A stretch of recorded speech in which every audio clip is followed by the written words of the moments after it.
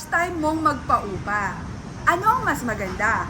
2 months deposit o 1 month deposit?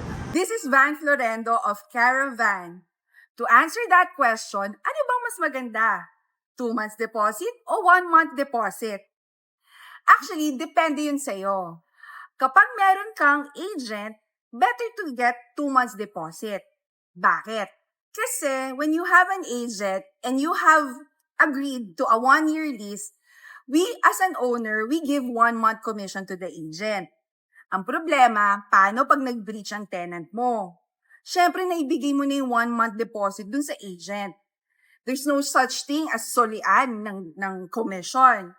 So, may natitira pa namang 1 month para sa mga utilities na unpaid or could be damages to the unit. So, 2 months deposit is safer. Pag 1 month deposit lang, talo ka. Kasi, naibigay mo na yung 1 month commission, wala kang budget para sa mga damages or utilities unpaid.